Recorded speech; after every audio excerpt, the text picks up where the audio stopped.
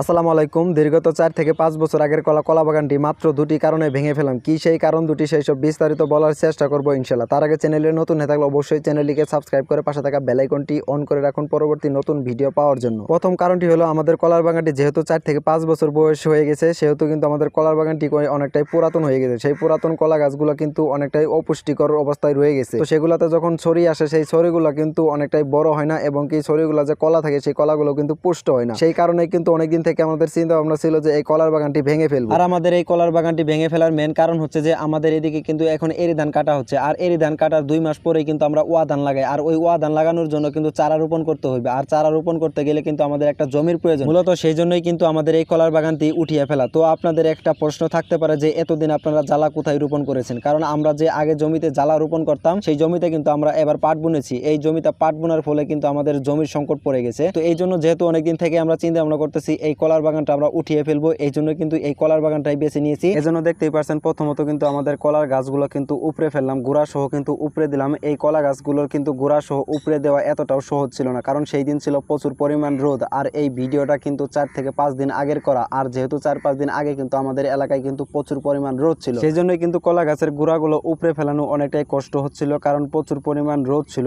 আর এই রোদে একটু বাতাস ছিল না, সেই বাতাস না থাকার ফলে কিন্তু সবচেয়ে বেশি কষ্ট হয়েছিল। আর চতুর্পাশে যেহেতু আখের জমি, সেই আখের জমি থাকার কারণে কিন্তু বাতাসগুলো কিন্তু আরো আসতে পারে নাই। কিন্তু কি আর করা, যেহেতু ধানের চারা রোপণের জন্য আমাদের জমির প্রয়োজন, সেজন্য তো আমাকে এই জমিটা প্রস্তুত করতেই হবে, এতে যতই কষ্টই হোক না কেন। কেননা আগের যে ধানের চারা রোপণের জমিটা ছিল, সেই জমিতে কিন্তু এবার আমরা পাট বুনেছি, এই জন্যই কিন্তু এই জমিটা প্রস্তুত করতে হবে। দেখতে দেখতে কিন্তু আমার কলা গাছ কিন্তু সবগুলো এক জায়গাতে জড়ানো শেষ হয়ে গেল। আর এই দিক দিয়ে যেহেতু এই কলার বাগানটা আমাদের 4 থেকে 5 বছর ধরে ছিল, সেহেতু কিন্তু আমাদের আইলগুলো কিন্তু ছাটা হয় না। এজন্য কিন্তু আইলগুলো আগে ছেড়ে নিচ্ছি। যেহেতু কলার বাগান ছিল, কলার গাছগুলো এক জায়গায় রাখাতে এই কলা গাছ পচে কিন্তু মাটি হয়ে গেছে। সেই সারালা মাটিগুলো কিন্তু পুরা জমিতে ছিটিয়ে দিচ্ছিলাম, যাতে করে পুরা জমিতে এক সমান জ্বালাগুলো হয়। সেই সাথে বাড়িতে আইসাই দেখি গরুটাও গরমে ছটফট করতেছে। এই দিক দিয়ে কিন্তু কারেন্টও নাই, বলতে বলতে হঠাৎ করে কারেন্ট চলে আসে। আর গরম দিনে একটাই সমস্যা, আমাদের গ্রাম অঞ্চলগুলা কিন্তু প্রচুর পরিমাণ কারেন্ট থাকে না, অল্প সময় কারেন্ট থাকে। সেই জন্য দেরি না করে সাথে সাথে গরুরে গোসল করানোর চেষ্টা করতেছি, কারণ কারেন্টের কোনো বিশ্বাস নাই, যে কোনো সময় দৌড় দিতে পারে। এজন্য গরুরে গোসল করাইতেছে, আর পাশাপাশি আমিও গোসল করতেছি, কারণ যেহেতু রোদের মধ্যে থেকে কাজ করে আসছি, সেহেতু শরীরটা অনেক গরমে ছটফট করতেছিল। সেজন্য গরুর পাশাপাশি আমি নিজেও গোসল করতেছি, আর গরুরে গোসল করতেছি, গরুরে ভালোভাবে ঠান্ডা করাই দিতেছি। যেহেতু প্রচুর পরিমাণ রোদ ছিল, এজন্য গরুরও কিন্তু অনেকটাই কষ্ট হইতেছিল,